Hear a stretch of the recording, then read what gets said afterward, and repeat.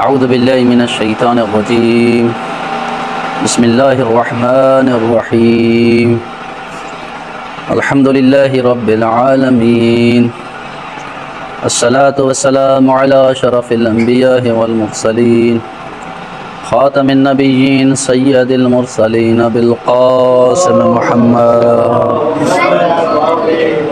اما بعد قال رسول اللہ صلی اللہ علیہ وآلہ وسلم رب تالی القرآن والقرآن یلعنہ بآواز بلند تر صلوات۔ خداوند متعال سے دعا ہے کہ خداوند متعال تمام مومنین کا یا مجلس اعظامیانہ اپنے بارگاہ الہی میں قبول مقبول فرمائے۔ خداوند متعال سے دعا ہے کہ خداوند متعال محمد و اہل بیت محمد کے صدقے میں ہماری یہ قلیل عبادت اپنے بارگاہ الہی میں قبول مقبول فرمائے۔ جیسے کہ مختصراً ٹائم رسول خدا صلی اللہ علیہ وآلہ وسلم کا ارشاد گرامی ہے رب تعالی القرآن والقرآن یلعنہ، بہت سے ہی قاری قرآن پڑھتے ہیں، بہت سے ہی تلاوت کرنے والے لوگ تلاوت کرتے ہیں، مگر قرآن مجید کی تلاوت ان پر لعنت کرتی ہے۔ بہت سے ہی قاری قرآن مجید کی تلاوت کرتے ہیں مگر قرآن ان پر لعنت کرتا ہے۔ آئیے رسول خدا صلی اللہ علیہ وآلہ وسلم کی حدیث کی روشنی میں، روایات کی روشنی میں دیکھیں وہ کون سے لوگ ہیں جن پر قرآن مجید لعنت کرتا ہے۔ توجہ کیجئے گا حضرات 1-2 منٹ کے لیے۔ رسول خدا صلی اللہ علیہ وآلہ وسلم کی اس حدیث کو مد نظر رکھتے ہوئے ایک واقعہ آپ کی نظر میں پیش کروں کہ ایک دن مولا کائنات امیر المومنین علی بن ابی طالب علیہ السلام اور جناب مقداد ایک دن کوفے کی بازار سے جا رہے تھے تو ایک گھر سے قرآن مجید کی قرأت کی آواز آ رہی تھی۔ اتنی پیاری اور اچھی آواز میں قرأت تھی کہ مولا امیر علیہ السلام بھی کھڑے ہو گئے اور تلاوت قرآن مجید کی تلاوت سنی۔ کچھ لمحوں کے بعد مقداد کو بولا کہ مقداد چلو مسجد کوفہ چلتے ہیں، یہ جو قاری قرآن تلاوت کر رہا ہے اس کو کوئی بھی فائدہ نہیں دے گی، یہ جہنم میں چلا جائے گا۔ تو امیر المومنین علی بن ابی طالب جناب مقداد کو لے کے مسجد کوفہ میں آئے۔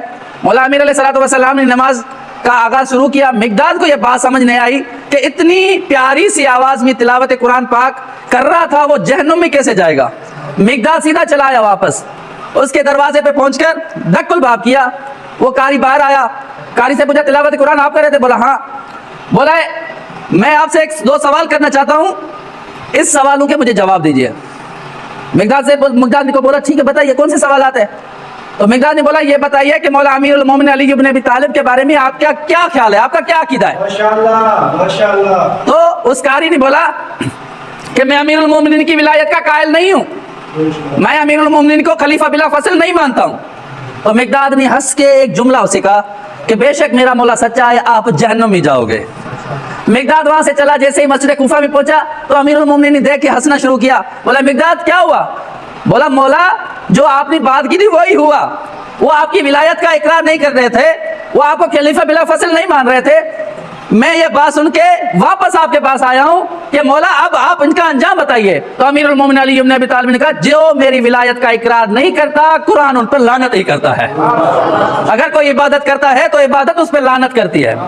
اور بعض اوقات جو علماء بیان کرتے ہیں کہ اگر کوئی کاذب شخص، جھوٹا شخص اگر جھوٹ بولتا ہے اور آ کر قرآن کی وہی آیت پڑھتا ہے کہ جھوٹوں پر اللہ کی لعنت ہو، خود جھوٹ بولتا ہے اور وہی قرآن کی آیت جھوٹوں پر اللہ کی لعنت ہو وہی آیت پڑھتا ہے، تو علماء بولتے ہیں وہی آیت اس شخص پر بھی لعنت کرتی ہے۔ یہ ہے قرآن مجید کی جو حدیث رسول خدا صلی اللہ علیہ وسلم نے بیان کی ہے، یہی ہے کہ جو بھی اہل بیت علیہ السلام سے پیار و محبت مودت رکھتا ہے مگر اپنے کردار میں وہ چیزیں باقی نہیں رکھتا تو وہ قرآن ان پر لعنت کرتا ہے، اور وہی چیزیں جن پہ عمل نہیں کرتا ہے اس پر وہ عمل والی لعنتیں ان پہ بھگ جلاتی ہیں۔ سو خداوند متعال سے دعا ہے خداوند متعال آپ کی توفیقات خیر میں اضافہ فرمائے۔ والسلام علیکم ورحمۃ